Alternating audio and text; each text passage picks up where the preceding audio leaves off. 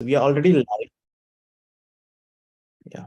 I just want to let everyone know that this meeting is being recorded and will be put on YouTube and so on. If you don't want to appear, and that you may mute your video uh, and audio as well. So let's get started. So give me 1 minute. Yeah. So hello, welcome, friends. This is our September month's event for Indic Forum. Today we have author Dr. Raja Ram Mohan Roy ji, who earned his BTech in Metallurgical Engineering from Indian Institute of Technology, Kanpur, and PhD in Material Science and Engineering from Ohio State University. He has worked as a research scientist and project manager for over 20 years in Canada. He has written 4 books on Indian civilization titled Vedic Physics, Scientific Origins of Hinduism, India Before Alexander, A New Chronology, India After Alexander, The Age of Vikramaदिtyas, and India After Vikramaditya, The Melting Pot. He's also writing his next book on Indian history titled India Before Buddha, Vedic Kingdoms in Second Millennium BC.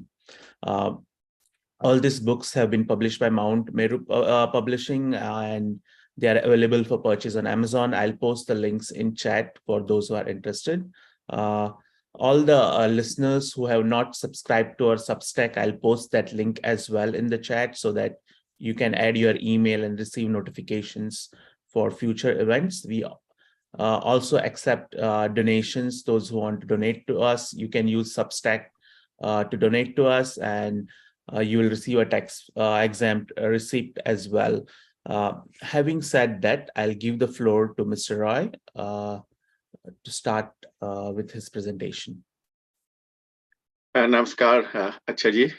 Thank you so much for the introduction, and it's my pleasure to give this talk at this prestigious Indic Forum. So what I will do is I have a probably 30-35 minutes presentation that I will make. That's based upon the book. And after that, we'll have discussions with yourself and the audience. So I'll go and I'll start sharing.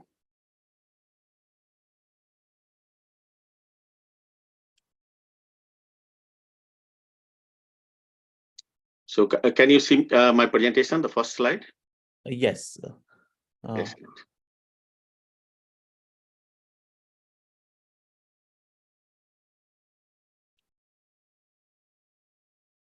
So the topic for today's talk is based upon my book, India Before Alexander, A New Chronology. And to give a background, like how it all started, how did I end up writing this book? It's more than 20 years ago, I think 2001, when I came to this point of dating of very noted astronomer Varamir. We all know about him. And the thing is that the modern science, the history, places him in 505 CE, so 500. But according to our traditions, he was one of the 9 gems in the court of Emperor Vikramaditya. And there were many other notable people also, like Kalidas and Amar Singh, who wrote the first thesaurus. And what we also have is not just that he was in the court of Vikramaditya, but we have a running Samvat. We still count from it. It's called Vikram Samvat, and named after Vikramaditya. And that starts from 57 BCE. So basically, our tradition puts Varam here in 57 BCE, before the Common Era. But the modern accepted date is 505 CE. And you have got this like about 600 years difference. And when I investigated this more, I got very fascinated because I came across this controversy about who was Sandokotas, who was the Chandragupta, and I'll come to that. So it got all I got all thinking about it, is that and then I did some astronomical calculations, and those astronomical calculations told me that the time of Varamir was around 100 BCE. So I had supporting evidence from astronomy, and then it got me thinking, like, is it possible that all of our history is really based upon wrong assumptions? And so I started thinking, like, how do I get Varamir the time in history that he deserves? And investigating about Vikramaditya, again, I found that we really have a Vikramaditya in 57 BCE, but he's also translated in time by 6th centuries. So we have this puzzle of these 6 centuries. Are so many people really not where they belong? Are they 6 centuries earlier? And so I started investigating and trying to figure out, like, how is it that our history has been uh, found? How did we construct it? And what is the evidence for this history? And thinking about that, I went just searching and found that it's all really pretty simple, like how it was constructed. So based upon my investigation, I wrote 3 books that do a reconstruction of Indian history. They are very different from what is taught in our history books. And the first of this book is named India Before Alexander, A New Chronology. And this one is focused upon the very assumptions on which the whole history is based. And in the next 2 books, then based upon these new developments that I think I constructed the history of India, starting from Alexander, further up to time of Harshvardhan, like 6th century BC.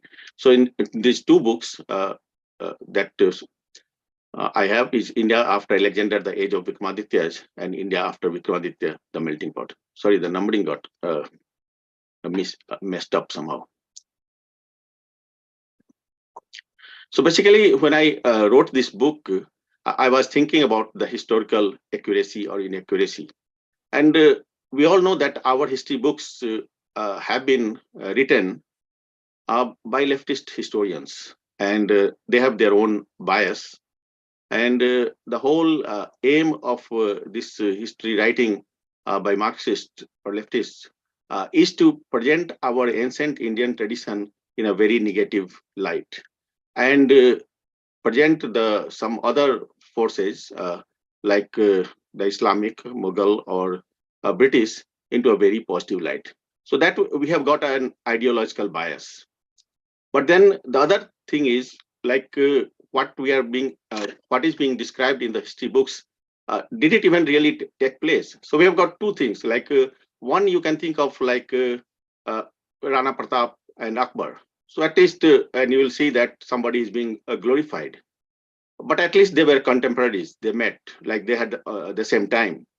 But in this case, the what my focus is whether that so many kings that we say that they were contemporary, were they even contemporary at all? So the events, did the events really took place what the history is describing? And this is the second point. So basically, the books are not at all going into any ideological basis. All the books are just based upon the evidence, presentation of evidence, without casting aspersions on anybody, or showing any historian in bad light or saying bad things about it. It's just purely like what's the evidence. I present the evidence as the way it is, and then I present my own interpretation. And since all the evidence is presented, you can make your own conclusions. That's the whole idea about my books, is to give the information to the people. So basically, if we go to the construction of Indian history, it's pretty simple. So we have got 2 seat anchors. So basically, the history is fixed at those anchors you can think of. And then you just go backward and forward from there. And that's how you construct the history, or the history has been constructed. So we have got 2 seat anchors. And the first one is the identification of Sandrocotta with Chandragupta Maurya. And this was done in 1793 by Sir William Jones, who founded the Asiatic Society. And this is well known. And the second one is this identification of Devanam Priya Priyadarshi of major rock edicts with Ashok Maurya. And it was proposed in 1838 by James Prinsep. And he's the person who decoded the Brahmi script. So very knowledgeable, very scholarly person. I have very deep respect for what he did in his short life. So basically, this graphics tells you how the Indian history has been constructed. So you have got the first seat anchor, where we see that about 326 BCE, Alexander meets Sandrocotta, who is identified with Chandragupta Maurya. And around 258 BCE, we have the second seat anchor, is that Devanam Priya Priyadarshi, who is identified with Ashok Maurya, and he mentions 5 Greek kings in his major rock edicts. So it's basically these 5 Greek kings, the timing of these Greek kings, that's what fixes this Devanam Priya Priyadarshi to 258 BCE. And identification of this Devanam Priya Priyadarshi with Ashok Maurya is what fixes the time of Ashok Maurya to 258 BCE. And then since he was the grandson of Chandragupta Maurya, who they have fixed in 326 BCE, so everything matches in the modern history. And then basically what has been done is that we go back from the Chandragupta Maurya, and we know that there were Nandas before, or go further back, and we know how many years was Lord Buddha before.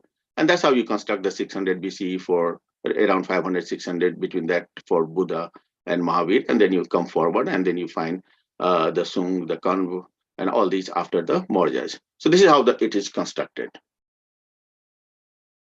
Now, the question is that the very first seat anchor, right from when it was proposed, even during the British times, there were scholars who said that we have a wrong identification, because the name only says Sandrocotta, and that is identified with Chandragupta and Maurya, but the Maurya is not there in the Greek accounts. And so that could also be Chandragupta I of the imperial Gupta dynasty. And you see here that again we have got like about 600 years between the timing of Chandragupta Maurya and the Chandragupta I. So the same 600 years that comes here comes into Varamihir, also is in the astronomy. So we have that we have got an alternative for this, but it is a so first I'll discuss is that what if the historians have got it wrong? What if they have misidentified? And suppose that it was Chandragupta I who was the contemporary of Alexander the Great. So what will happen then if the historians have got it wrong? Then there will be consequences to it. It has major consequences. And this is the point I have analyzed in my book, and I don't think anybody has analyzed like what will happen because of this. So what graphically I show here is that you have possibly 600-year translation in time with all these people. So suppose you have got somebody in about 300 BCE, and if the Guptas are there, then you can as well take the Mauryas back to about 900 BCE, and Lord Mahavir and Buddha to 1300 BCE.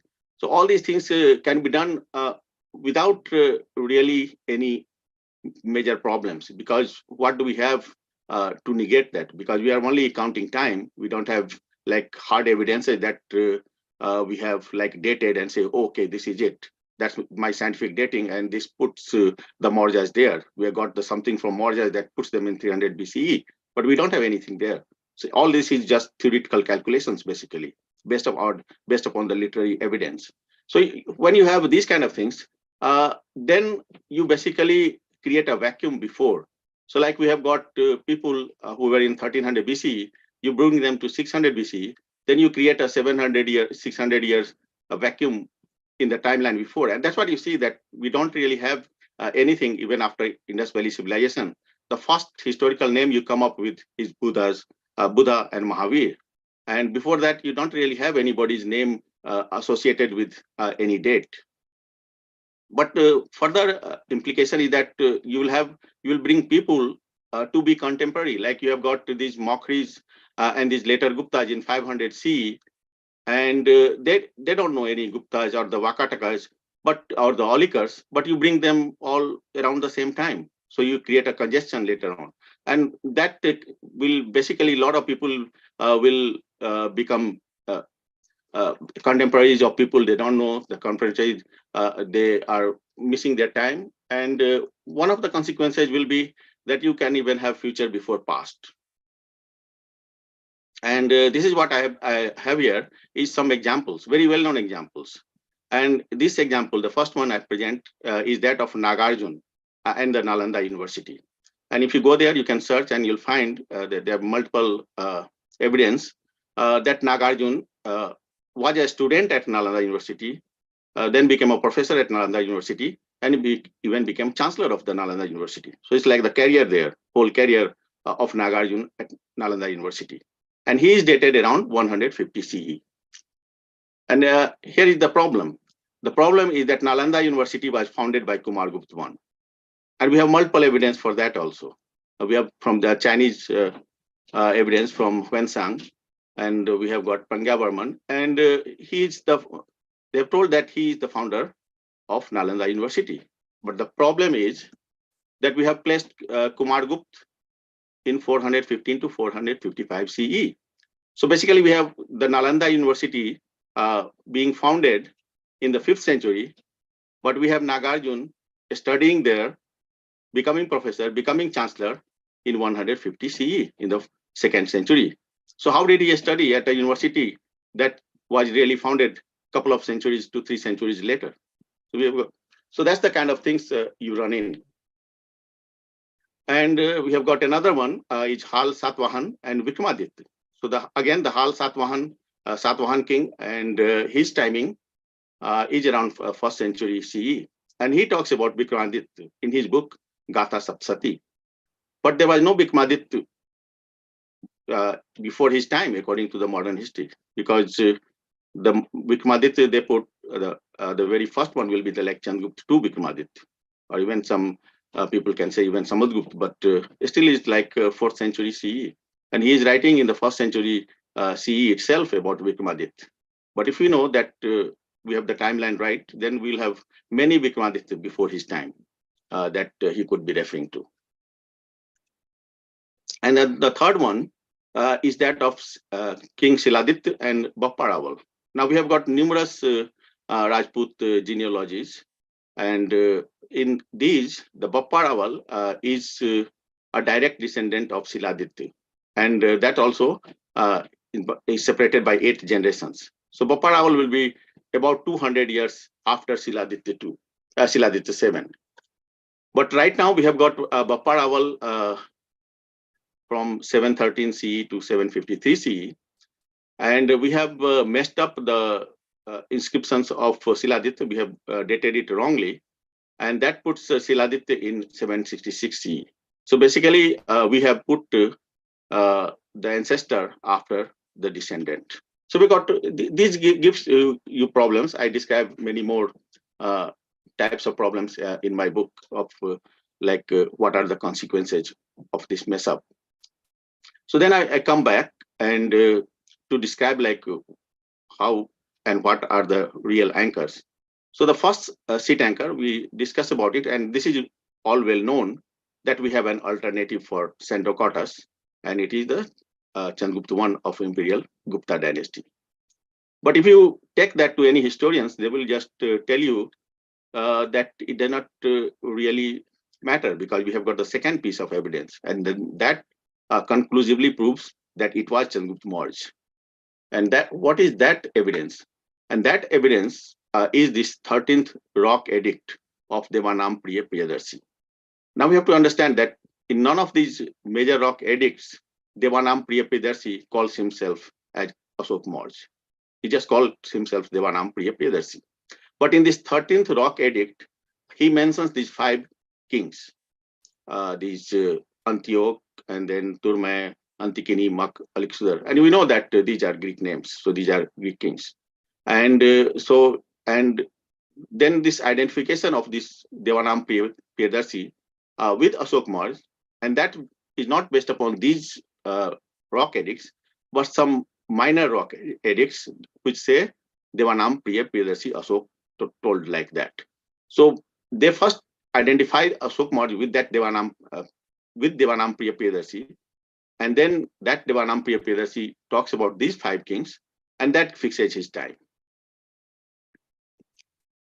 So what I question is that suppose they are both same person, these rock edicts, the Devanam Priyadarshi of these major rock edicts is the same person as Ashok Marj, then what is going to happen? Like Ashok Marj is not known from these inscriptions, he is known from the literature. So there is a vast literature about Ashok Marj. And here I cite some of these resources, and this from Professor Basam, very famous for writing the book, I think, The Wonder That Was India. And so we have got many sources. We have got Chronicles of Sri Lanka. We have got a book, Ashoka Vadan, which is in the Dibya Vadan. Then we have got record of Chinese pilgrims. We have got Puranas, even talking about him, Raj Tarangani. So we have got many sources of evidence in literature about Ashok Marj. And here what we have on this slide is the important inscription, the 13th rock edict from Devanam Priyadarshi. And what he says, I mean, this is all known to our people, anybody who has studied Indian history, is that the most important thing in Devanam Priya, we always say Ashok Marj, but let's say that that identification we are not accepting yet. Then it's the Devanam Priyadarshi, and the most important thing in his life is really this war of Kaling, in which like terrible bloodshed, blood was lost, so many people died, and he says that 150,000 in number were deported, 100,000 were slain, so many thousands missing, and this is the most important thing in his life, in the life of Devanam Priyadarshi. And because of this war, he repented, and then he became a Buddhist. So this Kaling War is the most important thing in the life of Devanam Priyadarshi. So if this person, Devanam Priyadarshi, is going to be the same, was same as Ashok Marj, then the literature about Ashok Marj should be talking about it. Because this is the turning point in his life, the most important thing in his life. But if you go read the literature, there is zero, no mention of Kaling War anywhere in the literature about Ashok Marj. In fact, you have a statement from Professor Basam again, the author of Wonder That Was India. He said that one would expect the compilers of this cycle of legends to have recorded the story of the Kaling War and Ashoka's repentance and embroidered it with many supernatural incidents. Instead, they ignored it. So the most important part, based on which the whole history has been written, there is no mention of it in anywhere in the literature about Ashok Marj. And if they were the same person, it would be written. Nobody is going to miss. All the Buddhists will be writing about it, about the Kaling War when they talk about Ashok Marj. So we have a big problem, and the same problem with his becoming a Buddhist, because he said that that's because of this war that he became a Buddhist. But if you go to the literature and they talk about how Ashoka became Buddhist, and they don't talk about the Kaling War at all. There are various versions, and we have got in one version, he was torturing a Buddhist monk, and then he influenced him, and he became a Buddhist because of him. Another one, he was converted by a 7-year-old monk. So basically, in the literature, we have nothing about Ashoka become Buddhist that relates to Kaling War. So I started the question. So we don't have a match between Devanam Priyadarshi of the major rock edicts and what we know about Ashok Marj from literature. So if they are not the same, then who was this Devanam Priyadarshi of major rock edicts? Clearly, he's a very famous king, but he just not identified with Devanam Priyadarshi. So who could it be? And this is where I started searching the history books. Obviously, it's not a very small ruler; it's a very big ruler, prominent like emperor. And so, who could it be? And then I searched through the history books looking for this Devanam Piyapadarsi. And I came across this description about Kumar Gupt in a book by Sri Ram Goyal. It's called Gupt Samraj Ka Itihas. And in this book, he describes a coin that is issued by Kumar Gupt I. And in this very special coin, and this you see that in the middle, again, this is an interpretation, is that it seems that there is a king, emperor, and who is kind of renouncing. He wants to become a Buddhist. And there's a female figure and there is a male figure on both sides who are trying to persuade him not to do that. At least that's the inception. And that kind of hit me like, oh, we are really looking for a person who has become a Buddhist. And here we have someone. So it kind of hit me. And I thought, okay, let's investigate this further. So if we go back to this Kaling War, which is the most important part, and we say that Ashok Marj was the one who fought this Kaling War, described in the major rock edicts. But we have got really conflicting evidence even about that, because we have got another book. It's by historian K.P. Jaiswal, and it's called An Imperial History of India in a Sanskrit text, and it's called Aj Manjusri Mul Kalp. That's what is translated. And in this one, it's a very important piece of information. And he says that the historical detail about him, which is important, talking about Chanakya, is that he lived in 3 reigns. Chandragupta seems to have died comparatively young. Bindusar reigned for 25 years. Chanakya must have come down to the opening years of Ashoka to be mantrin in 3 reigns. He would have maintained the unity of Maurya policy for over so many years in his prison. So basically, what you have is that the Kaling was already part of the empire. So Ashok Maurya did not need to wage any war to win it, because under Chanakya, Kaling was not going to secede from them. And we know that the Kaling was part of the Mauryan Empire because Kaling was part of Nanda's empire, and Mauryan had just taken over the empire. So Kaling was part of the Mauryan Empire already starting from Chandragupta Maurya. So it never went out. It could not have. So there was no need for Ashok Maurya even to go and fight this Kaling War. So we already have this negative evidence for Devanam Priyadarshi being of the edicts being Ashok Maurya. So then what about this Kumar Gupta I? And I found this fascinating that we have here evidence that shows that it was Kumar Gupta I who really fought a war to win Kaling. And that is in the Vishnu Puran. And so here 4.24, 64, 65. And it's a very fascinating verse there. And you have there saying that Kosal, Odra, Tamlipti, Samudra, Puri, and all these Rakshito Rakshati. Rakshit will protect them. And then we have this very, very important part. Kalingam, Mahisikam, Mahendra. Kaling and Mahisak. So obviously it's not before that. So Mahendra is going to take Kaling and Mahisak and Mahismati basically. And then you have got Bhuma Guham Bhokshati. And then the Guh is going to enjoy all of this. So this is what Goyal has translated. Rakshit will expand his domain to Kosal or the Tamlipti Puri. And Kaling and Mahisak will be under Mahendra. And all this land will be ruled by Gu. And this is what I've translated from Hindi. So this is what it shows in his book, the original verse and its translation. So basically, we have got all these places, Orissa, Tamlipti, and places. And the most important part is the Kaling part, which was basically Andhra Pradesh, Telangana, and parts of Orissa. And we had this word called Trikalinga.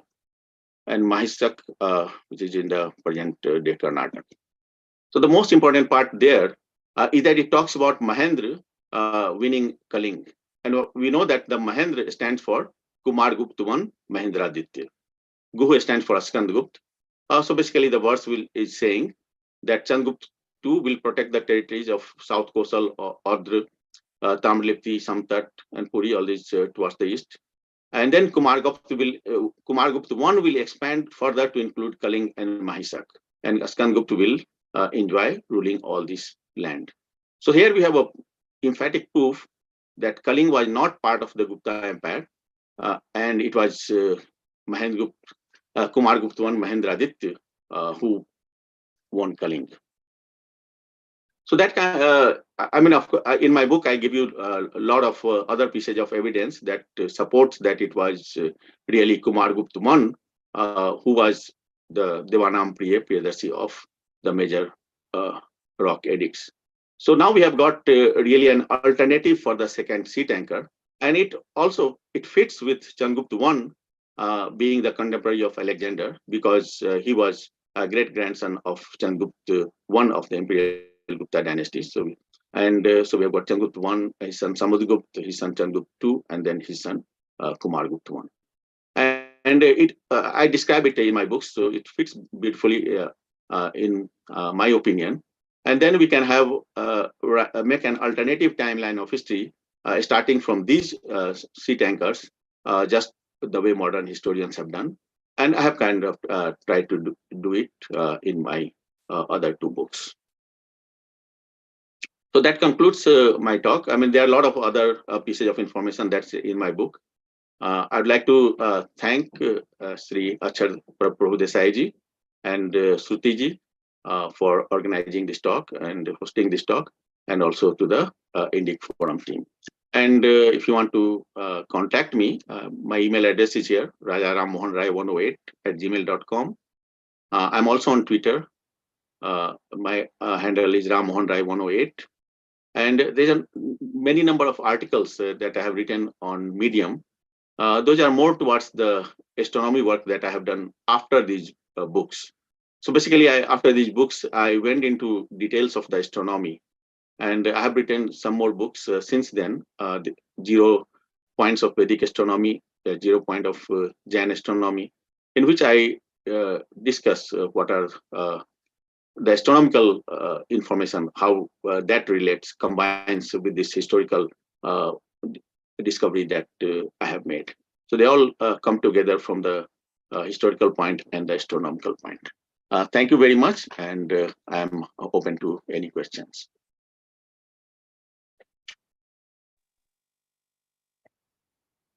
Hi, my name is Vijay Rajvaidya. I'm also in San Jose, Akshar, and I serve as a CFO at India Currents. It's a publication, 36 years old publication for Indian Americans over here. First of all, thank you so much, Dr. Roy, for conducting this talk. I have a question, but before that, it is important that I give you a quick context of my question. And there are 2 points I want to mention. This part that you mentioned was a confusing thing for me from 9th grade onwards. Can you believe that? That is the first time I was taught Maurya dynasty and Gupta dynasty, and Chandragupta and Ashok in between, and Bimbisar and Bindusar. All this were so mixed up. And absolutely, they followed the line that you mentioned. And now that you say that it is not accurate, it's so exhilarating to know that. Second important point is, contextual point is, currently, when I was in early school days, 7th grade, I was fascinated by one character in the Indian history. And I'm following something that he did now in my life. That character was Adi Shankaracharya, and someday you will be able to do something about that too, because there's a lot of controversy in his time also. What am I doing right now? I am walking through all 12 Jyotirling temples like he did. I started this last year in May from Avantika. You would know that. Wonderful. Ujjain, yes. I started from Mahakaleshwar, went to Omkareshwar, and then I do it in bits and pieces because I live here, so I have to go back to India and do that. And from Omkareshwar, I'm on my way to Somnath, and this October, on 15th October, I'll be starting from where I left last time, deep inside Gujarat, and reach Somnath and Nagnath. And this will go on. And the whole purpose of that is also to put myself up in the front, first of all, and then get a little bit more insight into this, as well as the people and everything, and contemporize what Adi Shankara did at that time. That is, improving, establishing the study centers for Hinduism, Hindu religion, as well as Indian culture and all his Indian history all over the world. So that's the objective of that thing.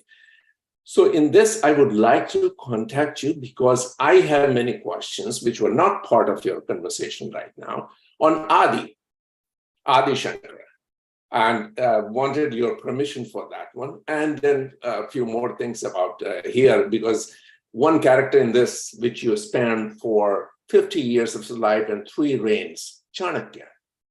That also is a subject that interests me. How did it go, and what were his creations? And of course, subsequently, Nalanda and everything comes in picture. So once again, I don't have a very straight question, but I would appreciate your comment on this. Oh, thank you so much, Vijayji. Very fascinating to hear.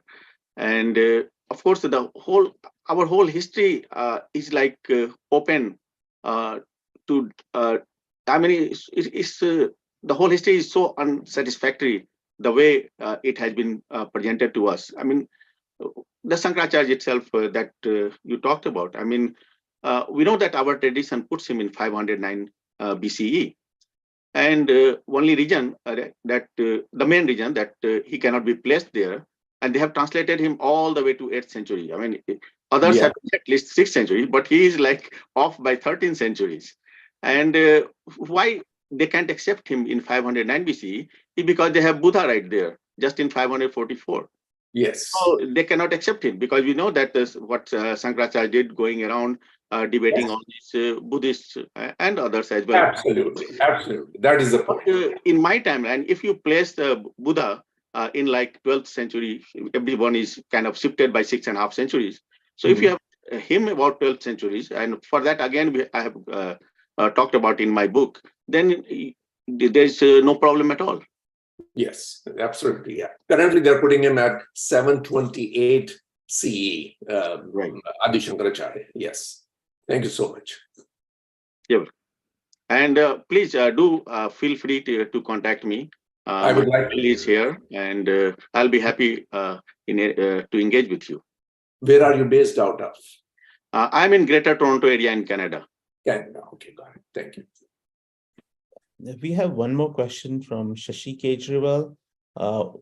What are the implications of this new chronology on other major timelines?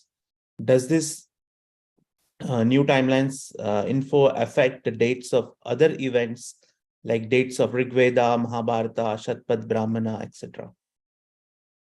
Oh, thank you so much. Very important question. So basically, what we have right now is that this tells you more about, let's say, 1000 BC, 1200 BC forward up to 6th century, and there the timelines are completely different. I'd request you to read my other 2 books on this. One reconstructs the timeline after Alexander's invasion. So the second one, from him to Vikramaditya of 57 BCE. And this describes the timeline of these imperial Guptas and subsequent to that. And we really have a Vikramaditya in 57 BCE, Yasodharma of Malwa. So completely different timelines, so totally different. And then further after that, the third part, very interesting, from Vikramaditya to about 7th century up to the invasion from these Arabs. And there the timelines. So basically what is happening is that we have got so many eras, and the historians are taking liberty into fixing the 0 points of these eras. So they can fix whatever they find convenient, whatever suits with this timeline. But then again, that creates problems, and that I have shown one is that of Bapparawal. So there, but if we have the correct starting points, then all of these changes. So those changes are there.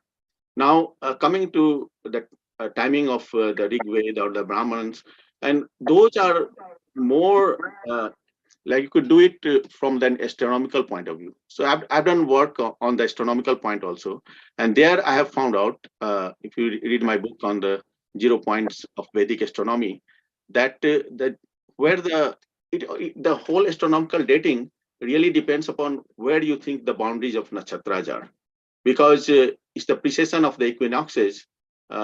From that you can calculate where some event that's described in our books have taken place. But they all depend upon the boundaries of nakshatras. And here I describe that we have got even the boundaries of nakshatras are off by 6.5 centuries, by 10 degrees, and each degree will that comes to about 650 years. So based upon that, again, that influences the timing of the Vedas, Brahmanas, and Upanishads. In fact, I have been working on them. I'm compiling information from these texts to see like where these take place. So just for example, I discussed this again in big detail about the timing of Vedang Jyotish. It's a very important text because it's the first text of astronomy. And the Vedang Jyotish is currently dated to 12th century, around 12th century BCE. And that's based upon the exact position of these nakshatras that are given, and when it is Uttarayan, where the sun is. So all these positions, but that again, it is depends upon where the nakshatra beginning is. Where is the beginning of Kritika nakshatra? Where is the beginning of Rohini nakshatra? Where is the beginning of Ashwini nakshatra?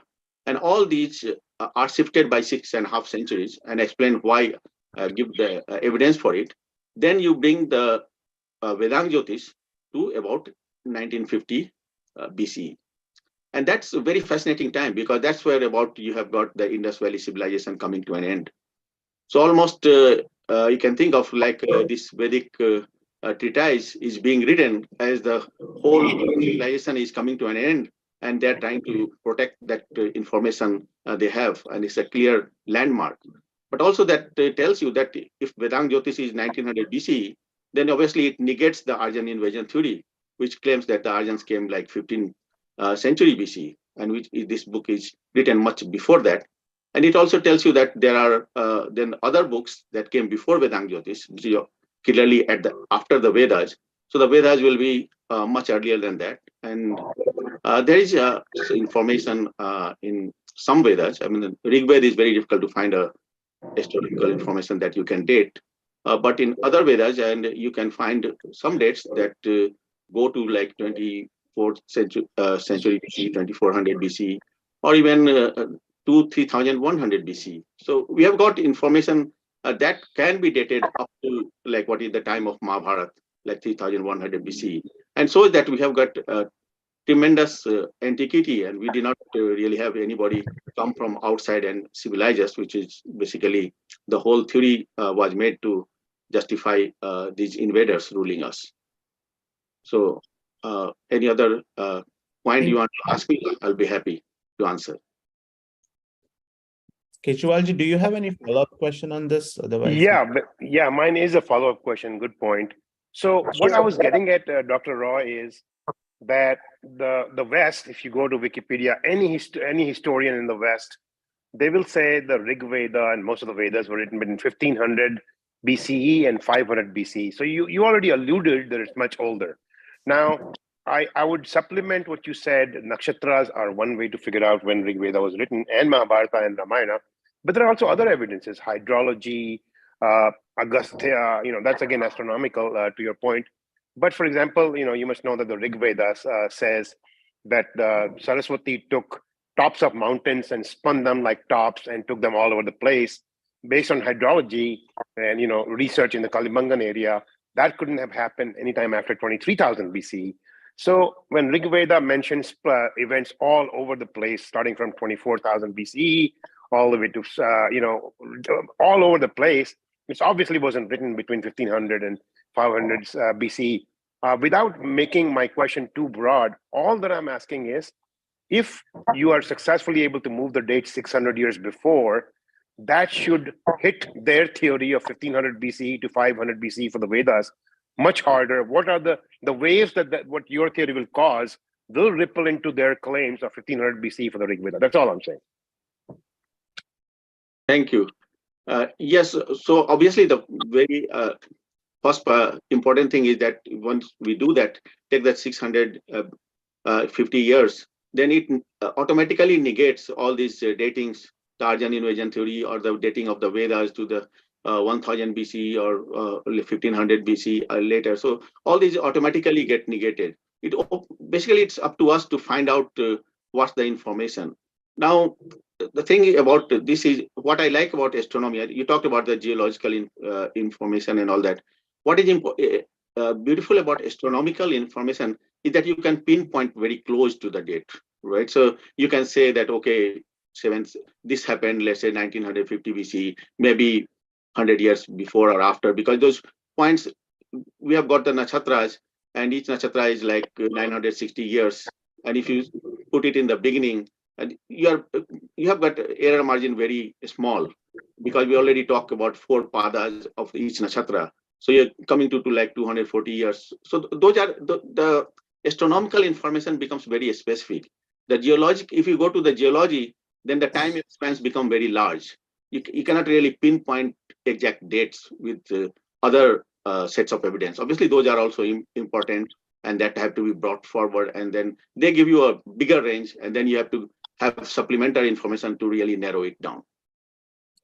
Yeah, thanks. So Ranjit ji, do you want to go ahead and ask your question?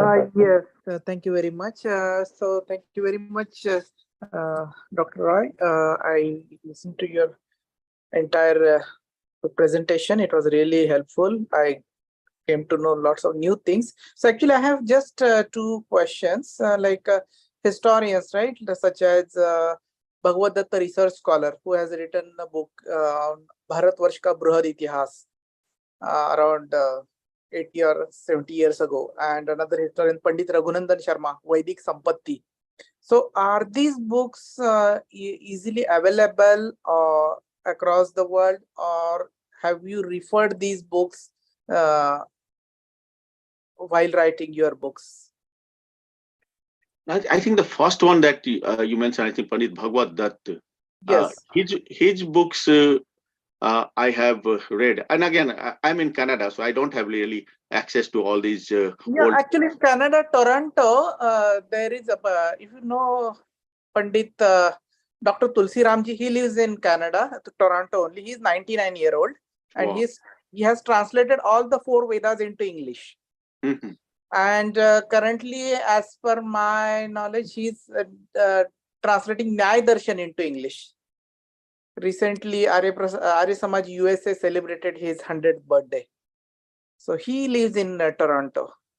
That's wonderful. Thank you so much. I got the books at the University of Toronto Library. So they had a nice collection of books, so where I got some books by Pandit Bhagavad Datta, not from the other author that you have written. So obviously, those give very good pieces of information. See, the whole thing is that we have to analyze the information. So we have got this Pandit Bhagavad Datta, and they are writing.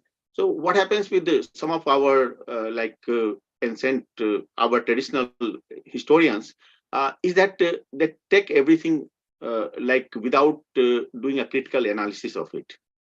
So you get all the information, and you get very vast timelines.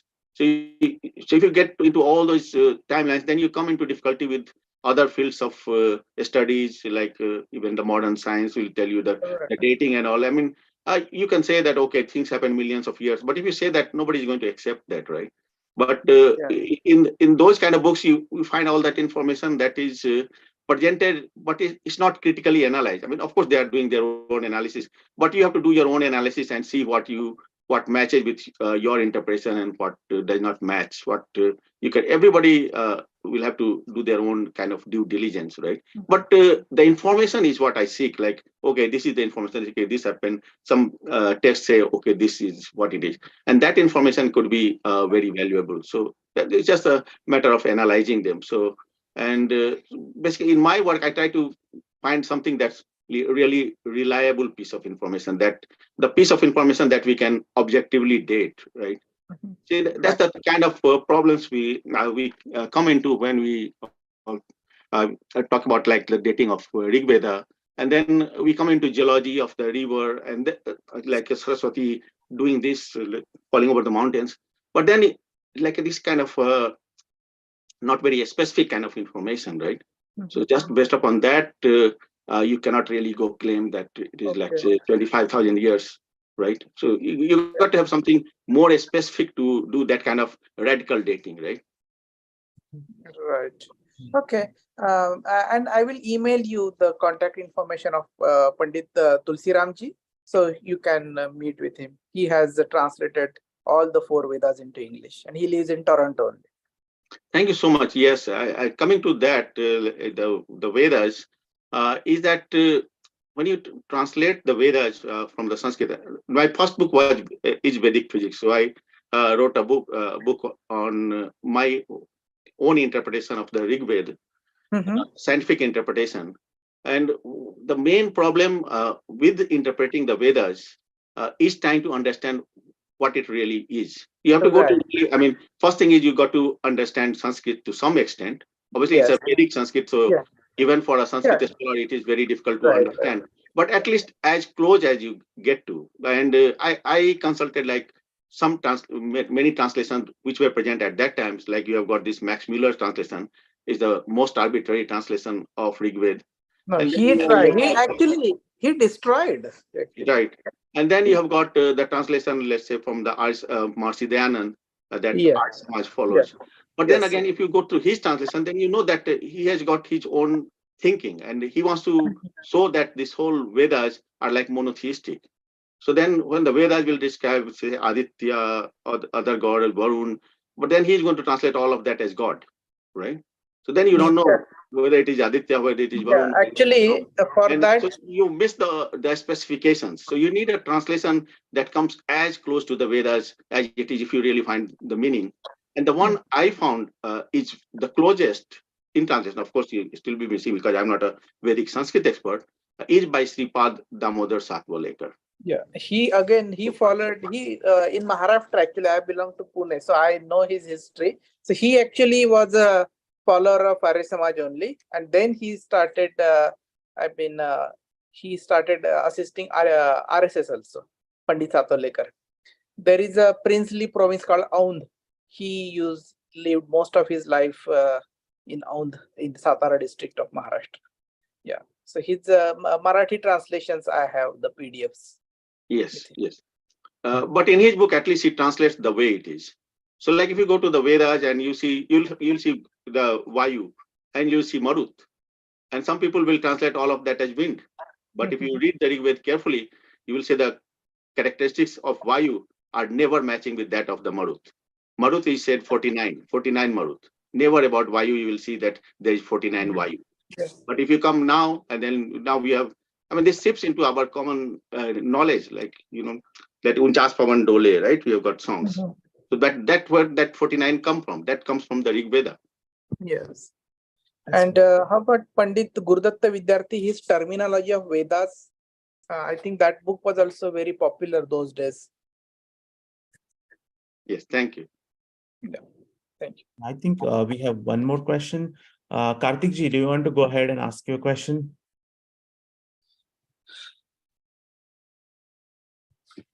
I can't hear you, Karthik ji. You are on mute. You are on mute. Yes. Okay. Hold on. Now we can hear you. Okay. Thank you for the wonderful presentation, Dr. Ji. I'm actually from Australia, and the time is nearly 2 a.m. on a Sunday morning. Oh, thank you, sir. I just have a few questions and requests in the sense that we have been formed a Sanskrit school since 2006. It's actually a community. We are teaching Sanskrit as a community language, like they do probably Tamil, Hindi, Greek, Arabic, and things like that under the Department of New South Wales Government's Education's Community Language Program. And we got about 200 children learning Sanskrit. And we also teach Sanskrit with Prathama Dvitiya with Surasaraswati Sabha accreditation.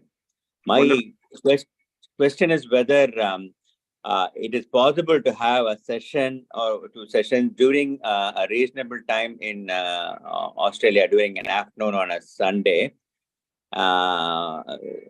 whether an online session or a video session where we could, we should be able to introduce it to the students who preferably in high school or maybe senior high school level, the basic concepts of this, whether that would be possible.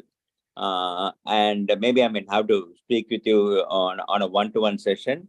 And also we publish a magazine for the school every year, and one is due in November.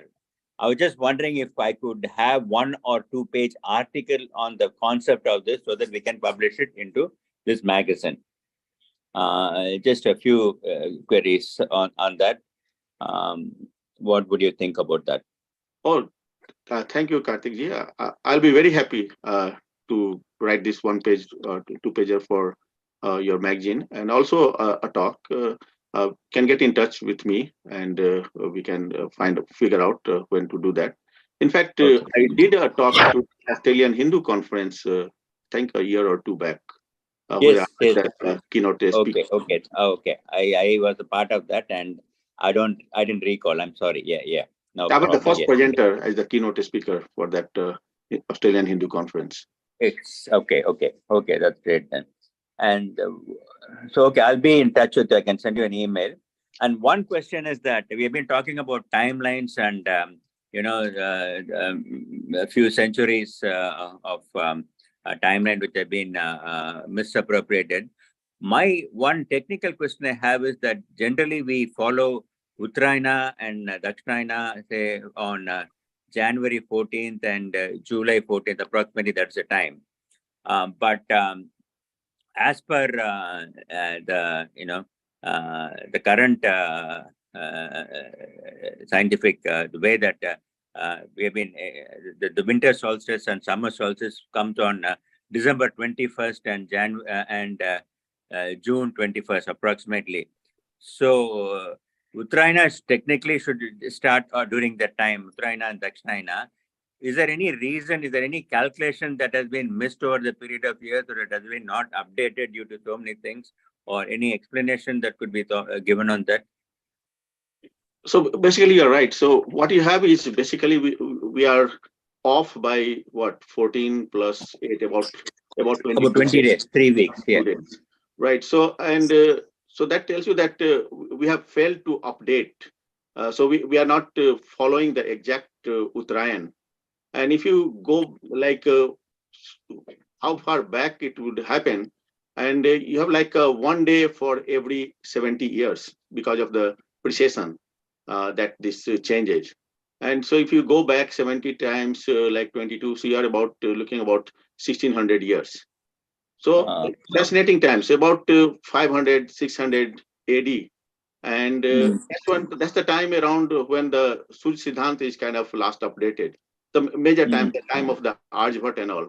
So I think at that time we had it all right, but after that we have failed to take into account for some reason that we just have gone just based upon the where the nakshatras are. I think we got stuck with the rasis.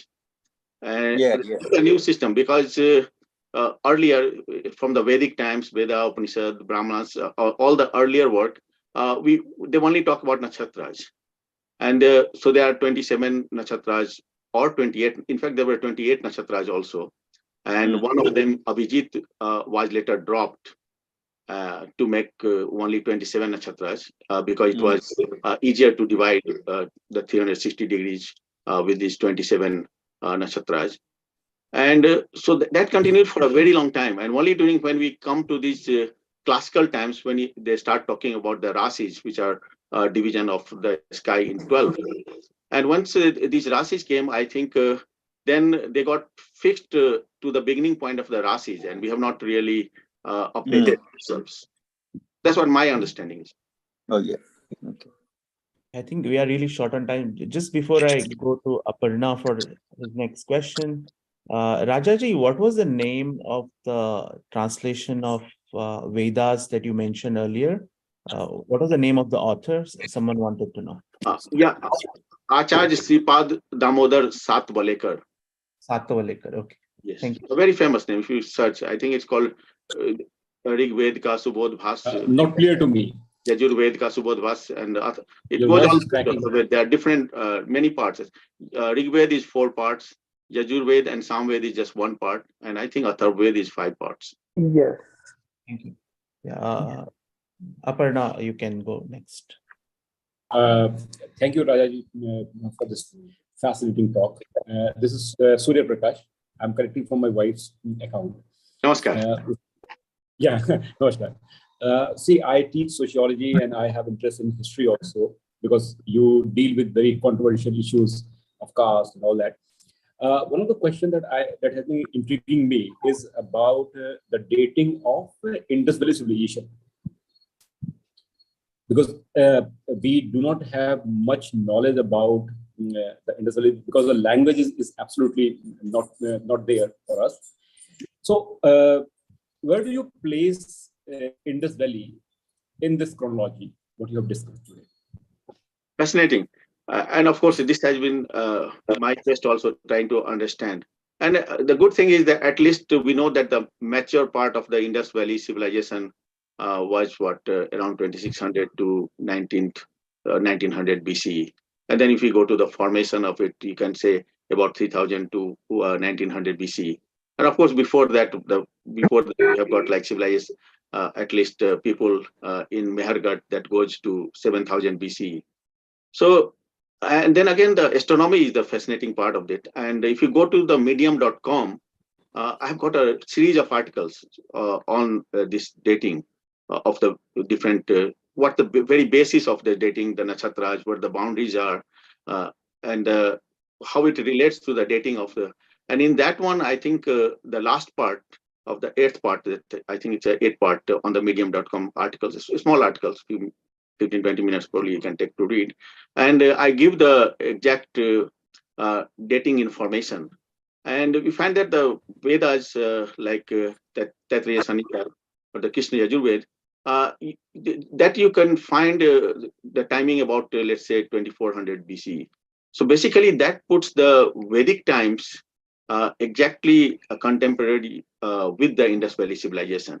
And of course, what at least I feel, that means that the Indus Valley script has to be similar to Sanskrit. Of course, we don't know the script, but the language itself will be related to Sanskrit, and they will have different motifs that also relate to the Vedas. In fact, a very fascinating work, I think it's by Rekha ji, I think Rekha Rao, I think is. If you search for her and she has done fascinating work, because in the Satpat Brahmanas and the Brahmana books, we have got, they were doing a lot of what we call Karma Kand, right? And some people say bad things about Karma Kand, but there's nothing bad about Karma Kand. So basically, you have to think of it like a theoretical physics and experimental physics.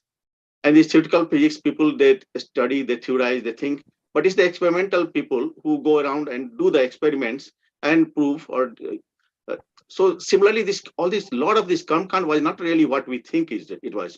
Those were basically the ways they were preserving their astronomical knowledge. And in that, she has found that what are the descriptions of the yagya or the different types of information that is there, they quite match with the Indus Valley civilization. So that's a very, very fascinating development. And she has written the books on emerges.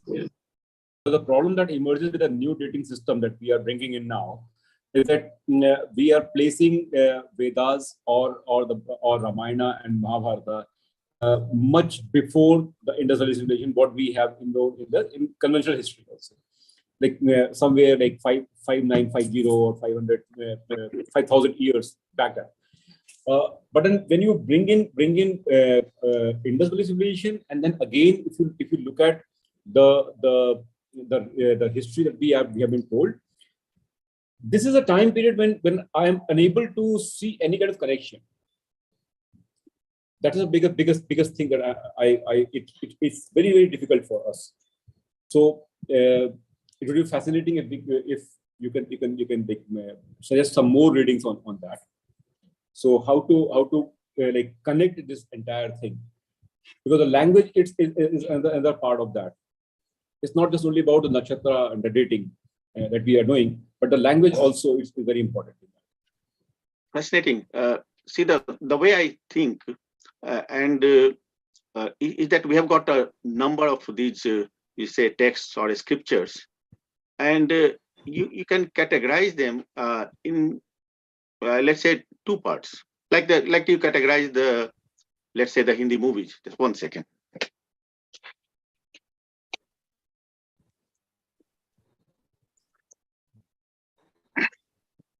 So you have these movies. They say classic for the classes and for the masses, right? So you make all these, some movies that are made for the masses. Some of the things are made for very intellectual type of people. So if you go to this Rig Veda, the Vedas, the Upanishads, those are the like classes for the very highly evolved, highly educated people. But any civilization cannot survive just based upon few intellectual people, because the whole tradition, whole civilization is based upon the masses that supports these kind of activities. If that mass is gone, then all your intellectual could be very, very intellectual, can be the best thing, but it's going to vanish. There will be no trace of that civilization. So our ancestors were very thoughtful, mindful of this. So what they did is that they also created books for the masses, basically containing the same kind of information that's in the intellectual part, but make it more like for add stuff to it, what do you call it, like make it more masaledar, make it more spicy and palatable to the masses. So that's where you have got books like Ramayana, Mahabharata, all these books those are written for mass popularity. So on that, you cannot really construct the whole history. So I've got for the exact parts, the more specific part, you have to go to the Vedas and Upanishads or Brahmanas or those kind of things. The things that people did not need to change because they were mostly dealing with the intellectual people. But the Ramayana, Ramayana, Mahabharata and all, they're very much like expanded, changed over time. So you have to be very like critical when analyzing from that. So many versions that we have. Yes. Yeah, thank you everyone. I think we are well over time. Do you have more questions? No, namaste. I'm sorry, the same account permitted to ask more questions if there's time. Namaste. Thank you so much for the presentation. Namaskar, Aparna ji. Namaste. Yeah, so thank you so much. It was fascinating. Plus, of course, the kind of work you are doing, it simultaneously raises so many questions as well as answers few of them. So just to give you a little bit of context, I'm basically through my research on refugees, especially Afghan refugees, my PhD was on Afghan refugees in India. So I came to know about the lives of Afghan Hindus, and very fascinating. So I just to put the context in brief. So my question will be, in your study, can you give me some dots? Can you give me some dots through which I can connect? Because I know that it's not just about the Gandhar, and it's just not about the Raja Ranjit Singh that we have and Parini, of course, that we have strong, continuity with that part of Indian subcontinent. But we must be having many more concrete evidences. So prior to this Islamic invasion, can you suggest me some dots through which I can draw a line that kind of provides us continuity in terms of finding our, line of continuity of Indian civilization, Sanatan civilization. Because what we, especially the, popular academia suggests, just Afghanistan is about, of course, Buddhism. They have to accept because of the Bamiyan and then the Islamic thing. But we don't have the concrete, evidences. I have got a few anthropological evidences through oral narratives, but of course that's not substantial. That's not, I guess, enough to substantiate, to give a really strong argument about the continuity and existence of Hindu civilization there. So can you just give some dots to me?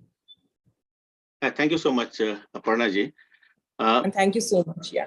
And the last, can you just repeat the references? I mean, few of the speakers have also, I think, prior to this question, one of the speakers have just, he was giving very interesting references. So if possible, we have failed to note them. So that's a request. Yeah, go ahead. Thank you. They are in chat, as well as like the whole event is recorded and available on YouTube. So okay, if you have subscribed to our Index Stack, you will receive a recording in the email as well. Okay, fine. See, the way I look at it is that the whole origin, the Vedic civilization, it was based in what is now the western part of India and Pakistan. So basically, in one way, we have kind of even lost the very parts where our civilization started, all that area. Because if you look into the description in the Vedas and all subsequent, it's that area, that's the Sub-Sindhu region, that whole region is where the civilization started. And the Taxila, that's a very important part of our history, because you also know that Taxila had a university, it's probably the oldest university in the world. I think that's where many of our ancient luminaries they studied. But also the fascinating part is that when I was doing the dating of the Vedang Jyotish, it also, the information also you can use to find out where it was written. And because it gives you, and again, I have this in my article on medium.com. So if you go to medium.com, if you search for Raja Ram Mohan Roy, you'll see the whole many articles. And one of them, I discuss about the origin where these take place. It's fascinating because the Vedang Jyotish, and then again in the Jain astronomy books also, they tell you what was the ratio of the maximum duration of night to the day. So you know that the duration of night and duration of day keeps on changing through the whole year. And you have got equinoxes in the March and September when the day and night become equal. The vernal spring equinox or vernal equinox, and you got fall equinox. And then there are two times when this is maximum change of duration. So the night will be longest on the winter solstice, and then we'll have the days being longest on the summer solstice. And they talk about the ratio of this duration. And if you check that, and that ratio really depends upon how far you are away from the equator. So that gives you the latitude of where this observation was made. And if once I calculated that latitude, and that latitude exactly matches with that of Taxila. So that tells us that our own Vedic civilization, starting from the Vedang Jyotish to many of the Jain astronomy books that were written, observations were written at Taxila itself. So we have got a very vast antiquity to the Taxila region, and that of course continued all the way to much later in our history. Even you come to the time of the Alexander, and the person who the historians tell us that he defeated Alexander defeated Porus. But in my books, I describe how the Greek historians have changed the whole thing, and actually it was the Porus who defeated Alexander. And he was also from that Taxila region, the next to Taxila, the Taxilas actually went along with Alexander. So we have got a long continuity from there. And in my books, again, I discuss some of these regions, but at least we have got that continuity. I don't know if you have something more specific. If I know, then I can email to you if you send me an email. Yeah, sure. I think I'll be definitely in contact, because I have got the continuing tradition of one of the very important Devi cult. Because that's the best word to this date that I find for that worship of a form of goddess Durga. So they call it Asamai, and then in very interesting ways how that population, different regions of different regions through which the Afghan Hindu communities come. So they are following the Gorakhnath cult, not the Gorakh. I mean, one of the, because there are 4 or 5 branches or categories of that entire Gorakhnath tradition. So they follow with great passion this P. Ratan Nath ji.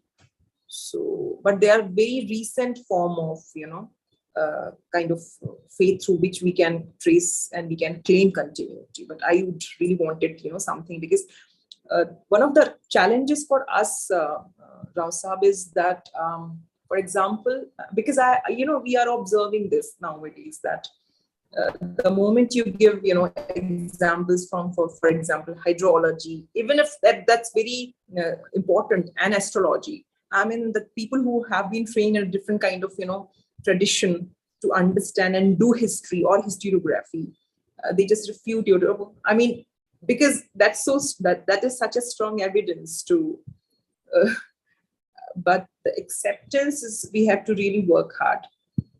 Even all of these, different branches of sciences. So. Yeah, I think we are well over time by now. There is no more time for more questions, but it's really good that we went over time, because it shows the talk was interesting and the audience was very interested. Dr. Roy ji, if you are going to ever visit Bay Area, let me know. Maybe we can organize an in-person event as well for the benefit of local community. Yeah, thanks a lot for this wonderful talk and the subsequent discussions. Hopefully, the discussions will continue using other channels. Thanks a lot, and I thank all the audience members for supporting Indic Forum as well. Thank you very much. Yeah, thank you. Thanks a lot. Thank you very much, Achaji. It was a pleasure talking to you. And thanks to Sutiji also for organizing. And thanks to all the audience for their interest and all the questions. Really enjoyed talking here. Thank you so much, Achaji.